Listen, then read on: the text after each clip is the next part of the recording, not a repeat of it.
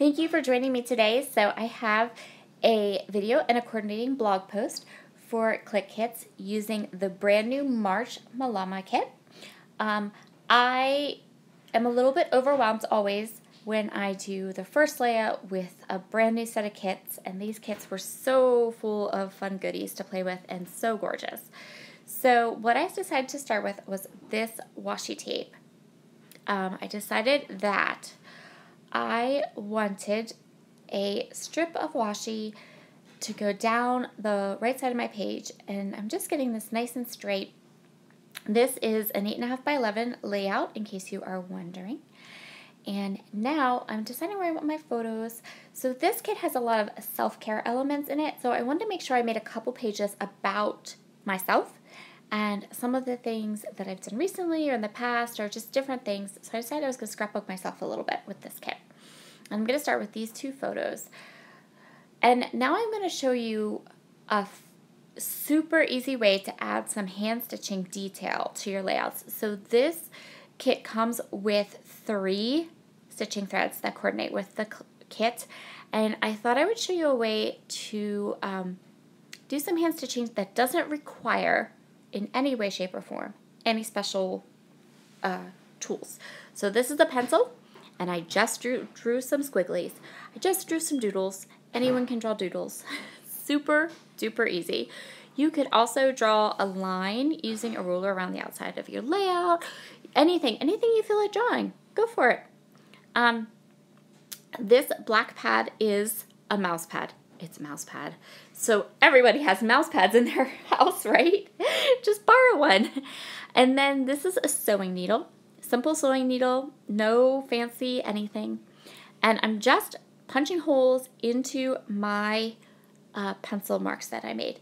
The only maybe kind of sort of special tool that would help you to do this, but of course would not be required, is a Tombow Mono sand eraser, because they erase fabulously. And they would be a great option so that you don't have the pencil marks in your... So these are the photos I want to do, and you can see how that stitching turned out. It turned out gorgeous. And so the way that I am going to tackle my first layout with this kit is I'm going to pick a color palette. And so I'm going to stick primarily to the 3 colors that are in my stitching thread. So that light pink and the teal. And I did a little bit of black, although that isn't a true black. It's more like a dark gray. So what I'm doing here is I'm just matting my photos. I'm going to mat them both kind of wonky and at an angle because that's what I love to do. And then I'm going to go ahead and work on my title. So I really took a lot of inspiration from the elements of this kit, both in the theme of the kit and also the name of the collections. In fact, I'm going to use the name of the Paige Evans collection as part of my title. So my title is going to be I Needed a Pick-Me-Up. And the photos and story that I'm going to tell is about how I went and got my hair dyed in December. And I never dye my hair. Never. It is naturally red, but recently it's been very dull and kind of turning like a dishwatery color. And so I decided that I wanted to freshen it up a bit. And so what I did was I went to my very favorite hairdresser, and we looked at all kinds of swatches, and I ended up with like 2-tone hair, kind of. So the top is a lighter color, but then underneath is this really dark wine color. So yeah. I went ahead and used lettering options from both of the kits to do my title, and then I'm going to add a journaling and a date stamp, and then we're going to decide how we want to embellish this layout. So this layout is about my hair and getting my hair colored, and this is going to sound kind of funny, I know, but I felt like my doodles that were hanging down from the page looked a little bit like strands of hair. And I thought, wouldn't it be cute to add the bows from this collection onto those little stitched pieces? So that's what I do. I find a puffy bow and then 2 more bows from the ephemera pack. And I'm going to go ahead and add those 3 bows to the strands of hair, to my doodles. And I'm going to pop the bows up with some foam tape just to give it a little bit of lift and dimension and have something there to look at. Or, I don't know, I liked it that way. And now I kind of go into indecision city because I'm just not sure what else I want to do.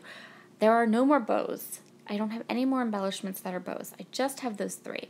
I find this little chipboard piece that says love it, and I am going to use it, but I'm not going to use it where I just placed it. And then I need another icon. So I just need something kind of easy that I can use to add 2 more clusters to my layout. So what I decide on is that little titling there that says Marvelous, and then I'm going to start looking for hearts because there were oodles of hearts in this layout, and I figured that I could just do 2 clusters, one at the top and one at the bottom, with lots of hearts in different textures, and then that would help to create a little bit more dimension to the layout and keep to what I wanted to do, which was 2 icons. And I do veer a little bit from the color idea, but not too terribly much, so it worked out well. I'm going to start up here with this heart with a watermelon on it, and then see, I'm going to add the button from the haberdashery kit, and I think I add a puffy sticker or chipboard. Yeah, chipboard, I think. So I have those 3 hearts at the top, right up there, to fill in that space. And then I want to add a couple more hearts to this area beside my photos. So I'm just looking here to see how I can put these hearts down, how I can display them, you know, where I want to put them and what I want to do with them, things like that. I'm going to decide on, I think I decide on another chipboard heart and then a puffy one maybe, or no, this enamel one. So look at this cute enamel one. This one's in the haberdashery embellishment collection too, and I thought it just looked really nice. And then there I picked another chipboard heart in that light pink color. So I decided that it needs just a little bit of something to finish it off, and I'm going to go ahead and splatter some gold Heidi Shine, and that's going to complete this layout. Word of advice, after I had gotten all done with this layout and let it dry, I did need to go back in and re-stick down all of the letters with my Scotch Quick Dry adhesive.